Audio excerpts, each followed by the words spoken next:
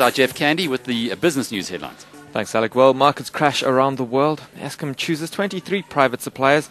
OPEC chops production by 1.5 million barrels a day. And Avanch still positive, but it is concerned the credit squeeze may delay client projects. On the markets, the all-share fell 5.8% to end at 18,459. The Dow at the moment 3.5% lower. In your commodities, gold at $724.60 a fine ounce. A barrel of Brent at the moment $62.65. And in your currencies, the dollar will cost you R10.91, a pound 17.34, and a euro 13.91. This market report is brought to you by DBX Trackers. Because you won't need to use your offshore allowance, it's the easiest way for South Africans to invest offshore. Well, big rugby match this weekend, but nobody in the studio actually seems to be too interested in that one. Wayne McCurrie. No. Yeah, it's all the markets today, isn't it? It's like there's one good thing about the markets currently. You don't even have to look at company results because they just, quite frankly, don't mean anything. The company can show wonderful results, the share price will still fall. And it's been a shocker today. It's been a shocker for a couple of weeks, Alec. We had DRD's news chief executive, Neil Pretorius, in the studio last night. He was making such a convincing case about how DRD was printing money at the moment with the weak rand, yet the share price drops 23% after their quarterly results yesterday. No news is... It doesn't matter what news you come up with now. But look, I mean, generally speaking, it's not on DRD because I don't know enough about it, and Peter can talk about that. But generally speaking, even with the weak rand, gold miners are not really making profit, eh?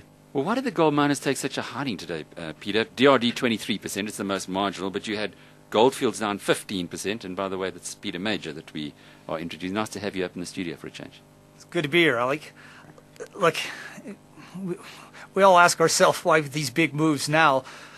You can say gold's continued to fall in dollar terms. So its trend is pointing straight down just like the other metals. It started a little later, and it's catching up with them. The other factor is the rand was touching 1180, 1190.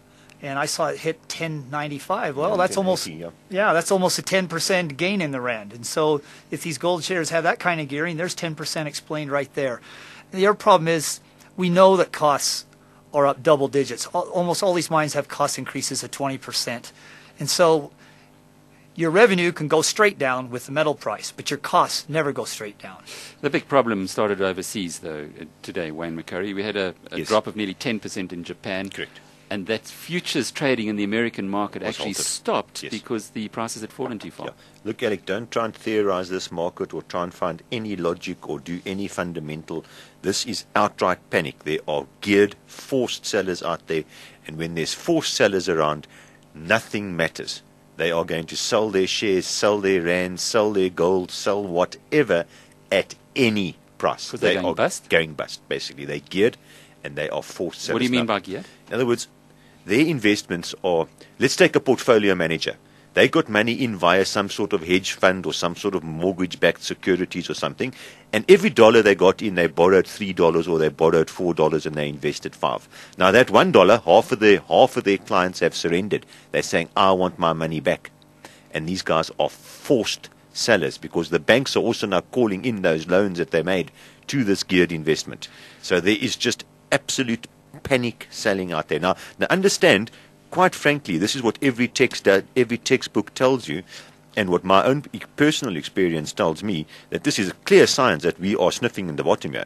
That when you get this final absolute panic, complete irrationality in the market, but it's very, very difficult to call where the bottom is or what it's going to do. I mean, this is not logical. The financial crisis is going to lead to a global recession. That is, yes, that is a fact. It's already on its way. A global recession is not good for shares. I know, but a global recession of 2 years, the market will recover. I mean, we've had 2-year recessions, we've had 3-year recessions. What it's not prepared for and where it won't recover, like let's just use Japan for the most well-known and recent example, is if you go into a global recession stroke, whatever you want to call it, for 8 or 10 years, then the market's not doing anything for 8 or 10 years. And that is, quite frankly, the risk. And that will be because the authorities will mismanage the situation. Yeah. We were watching Bloomberg a little earlier with Jim Rogers. Jim Rogers was saying that they're completely screwing this up because in capitalism you should let the weak Well, there's fall lots over. of arguments about that. Let me tell you, the weak are falling over, and even with government intervention, the weak are falling over. And, you know, that's maybe a good thing, is that a lot of people have left the system. But maybe what's more important, we might be going through, you know, part of it now, but debt is leaving this system at a rapid pace. If you are Like we doing, cannot believe. if you're doing, or if you get into trouble in some way, like Vox Telecom, see that share price is down to 61 cents Yeah. today, They're another casualties, 24% down. Yeah. Why would they continue to fall, despite the fact that they seem to have sorted out that single stock future issue? Well, look, I suppose a bit of bad news about them, and the That's share it, eh? just pummeling it. You know, it doesn't matter. Other big losers, Braemar was down 20% today. Yeah. ARM down 18% on Yeah. the fact that it's going to be closing some of the facilities, but mainly losses on the resources Yes. side. What was interesting was the banks in Banks South went up. Africa went up, but the Maybe banks a in the lip- UK and Yeah, were down 10%. Yeah. Here they were up 5%. Yeah, look, I must admit, I mean, the banks in South Africa should go up because the banks in SA got no even vague characteristics in common with the banks overseas who are in trouble. But it is unusual, I must say, for our market to fall so heavily and the banks to go up. You know, the rand did, well, in inverted commas, strengthen. I mean, it's all relative, eh?